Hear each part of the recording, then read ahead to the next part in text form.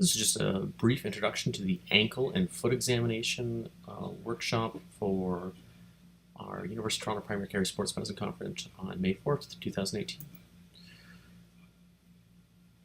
So just like any basic examination for musculoskeletal system, the first thing we start with is inspection.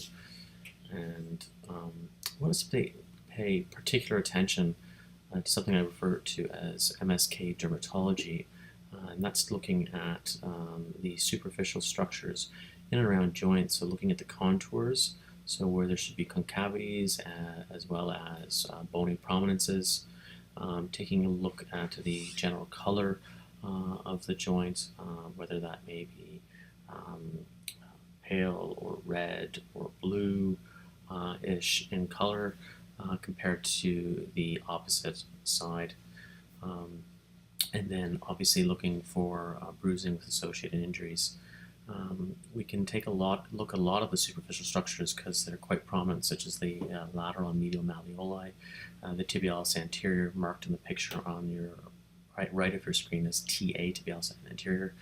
You can also make out some of the superficial structures, other tendons and veins with swelling, and when you compare it to the opposite foot, a lot of those superficial structures will disappear, making it a lot easier to see.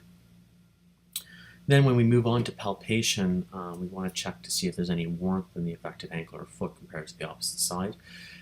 For the ankle in particular, we want to pay quite a bit of attention to whether or not there is an effusion, which is a swelling coming from within the joint. Yes, you can see that from the anterolateral portion, but with the majority of ankle sprains being inversion, it's not uncommon to have swelling that can be just superficial without affecting the joint itself. However, when we take a look at the anterior medial aspect, just medial to the tibialis anterior and anterior and lateral to the medial malleolus, there's actually a gap where there is no tendinous tissue overlying the joint, and you can actually see a convexity present when there's an injury that results in swelling in the ankle. Also, obviously, looking for bony tenderness, auto ankle rule, so looking at the posterior lateral malleolus, the inferior 5 to 6 centimeters, the posterior aspect of the medial malleolus, tenderness over the navicular bone, which is marked N on this picture, and then, as we saw before in the previous, over the 5th metatarsal on the lateral aspect of the foot. I also advise people to check for an effusion in the joint because that can indicate a prolonged recovery from an ankle injury. And then finally, taking a look at both tendon tenderness, so taking a look at the posterior tibial tendon medially, as well as the peroneals laterally, flexor hallucis longus medially, and as well under the foot, plantar fascia, and posteriorly the Achilles. Range of motion is very important to any musculoskeletal examination, so we want to take a look at essentially dorsiflexion or plantar flexion of the ankle, and that's a good time to check for that snapping of the peroneal tendon. Inversion and eversion of the foot and ankle as well, and checking passively for midfoot rotation, as well as forefoot dorsiflexion, plantar flexion of metatarsophalangeal joints and tendons.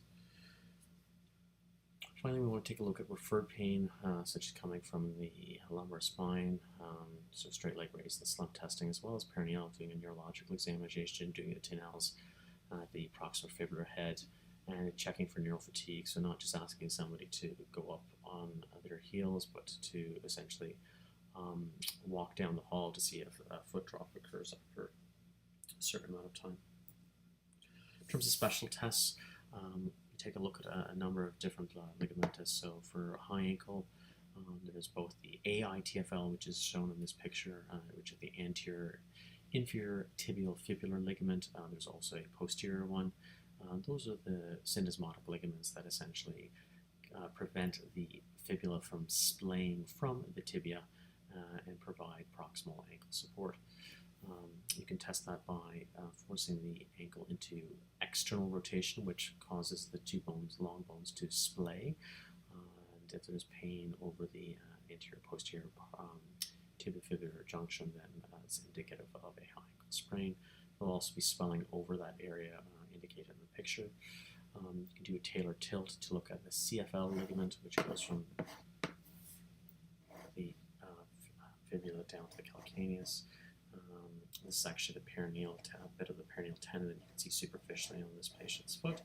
You can see the fifth metatarsal here, palpating the fifth metatarsal for any kind of stress fracture or fracture that can happen with an avulsion fracture, which can happen with an inversion injury.